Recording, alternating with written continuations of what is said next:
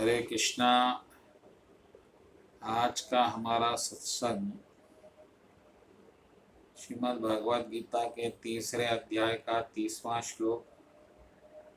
भगवान कृष्ण कह रहे हैं, मुझे सब कर्म अर्पित करते हुए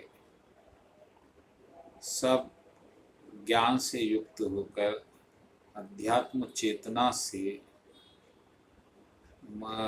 स्वामित्व के भाव को त्याग कर, आलस्य को त्याग कर कर्म करो तो तुम मुझे प्राप्त होगे और फिर सफलता भी पाओ। इसी बात को लेकर आज की हमारी सत्संग होगी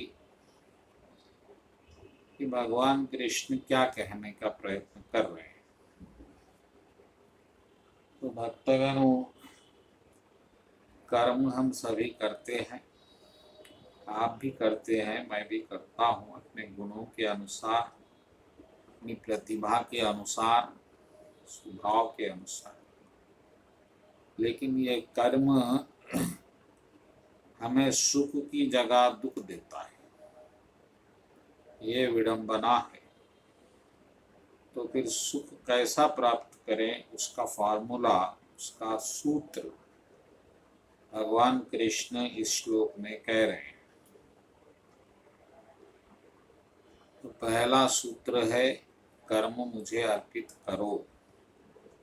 भगवान को कर्म कैसा अर्पित करें, ये लोगों को नहीं मालूम। भगवान को कर्म अर्पित किया जाता है भाव से। बस इतना सा भाव रखिए कि भगवान ने आपको ये कर्म करने के लिए अनुबंधित किया है और आप कर रहे हैं। ये पहला भाव, आप भगवान के दास हैं। फिर ज्ञान से, तो यही ज्ञान है कि भगवान ब्रह्मांड के ब्रह्माधिपति है और वो मुझे ये कर्म करने के लिए उन्होंने यहाँ भेजा। तीसरा, स्वामित्व के भाव को त्याग के, मैं मेरी मन बुद्धि या ऐसा भाव त्याग के काम करना और फल की आसक्ति को त्याग के, इस फल को मैं भोगूंगा, इंद्रियों का सुख लूंगा, ऐसे भाव को भी त्यागना चाहिए क्योंकि भोक्ता भगवान है। और आलस्य से रहित,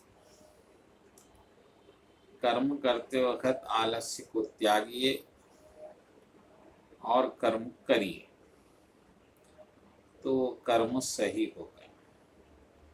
तो इस तरह से अगर आप कर्म करेंगे तो निश्चित रूप से प्रभु की कृपा प्राप्त होगी, जिससे आपको मन की शांति मिलेगी और कर्म के लक्ष्य की प्राप्ति होगी, जिससे आपको सुख भी मिलेगा।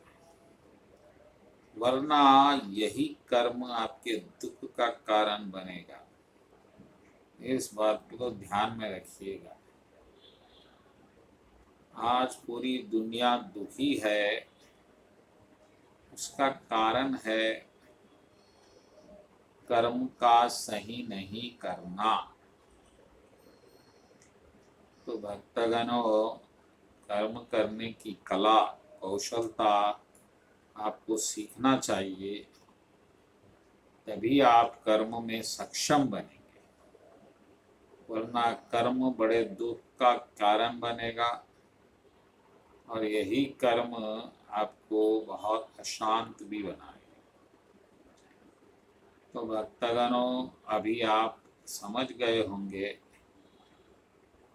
कि कर्म कैसा करना। एक बार फिर मैं उसको रिपीट करता हूँ।